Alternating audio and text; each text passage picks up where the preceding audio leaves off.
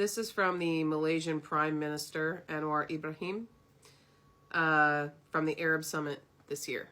Actually, I think a couple of days ago. Israel no longer belongs within the civilized community of nations, and its barbarism demands nothing less than decisive action to save God, not just the Middle East, but the entire global order. This cumulative acts of violence against an entire nation leaves us with no choice but to demand the swift and effective action of the international community, including embargo, suspension, and even expulsion. If the world turns away now, this violence will not remain contained.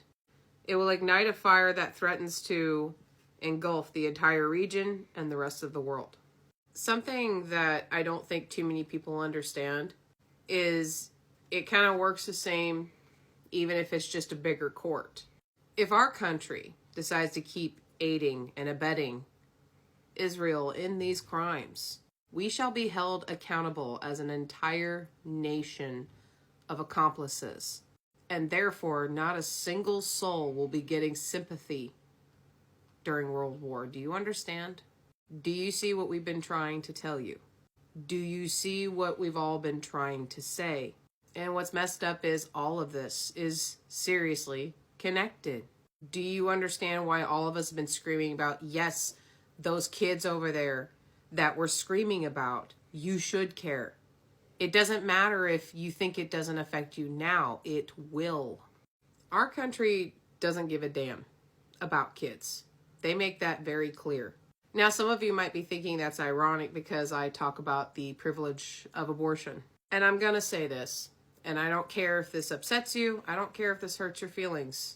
Quite frankly, it hurts my feelings that an omniscient being would sit there and make a bunch of beings who are supposed to be an everlasting soul when they pass on suffer. It is not a crime to sit there and prevent a cluster of cells that does not have any sentience whatsoever into turning into a human being, because you understand that once a human being turns at a certain age, they are no longer protected by anyone. Why would you want to give birth in a world like this? Do you understand watching children get shot apart?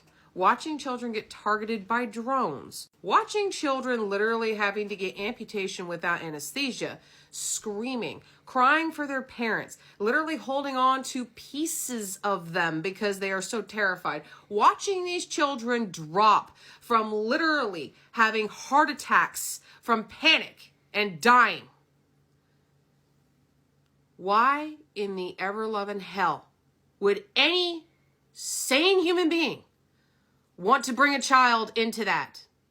The only thing that saves me at all is the chance that I was born here. That is another human being. And the fact that some of you can be so dismissive about it and stick your head in the sand about it and pretend it's not your problem. It is one of the reasons why birth rates around the world are declining. It's not just the selfish whims of the female race. Okay? As a mother, your protective instinct is to do whatever it takes to protect that child. That goes for even unborn children. How many of us are mentally stable? How'd this turn into this conversation? Because again, it is all connected. Look at what governments all around the world are trying to force upon women right now. Did you know in Russia that childless women are not allowed to talk about the benefits of being childless out in public?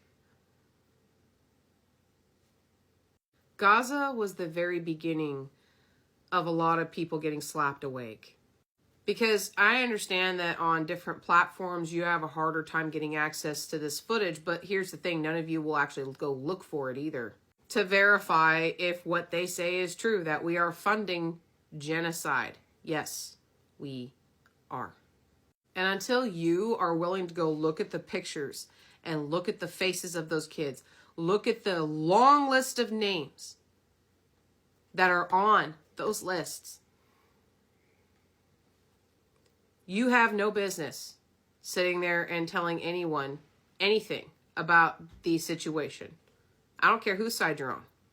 It's the whole reason why women are being told no about a lot of things right now, including our rights, including contraception, because they want the cannon fodder, because they are planning to send as many as they possibly can over into this excursion, because instead of walking away, they are going to double down and back up Israel anyway, knowing full well that a lot of us are beginning to have a bit of an issue with that. Even if you don't refuse to see human beings as human beings, the money that we have sent to this nation is insane. Insane. If you don't see the Gazans as human beings, go look it up for yourself. The reason what this man said struck a chord with me, the reason it struck a chord with me is because we're about to be dragged again into an international war that literally no one wants. And the only way that we're not going to be forced into this is to disobey.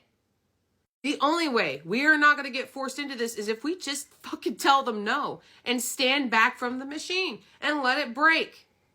But guess what? That's going to take a lot of things, including a lot of you getting the fuck over yourselves, thinking that supporting a literal Hitler 2.0 without doing proper research, thinking somehow your self-righteous attitude is going to win out in the end. It's not.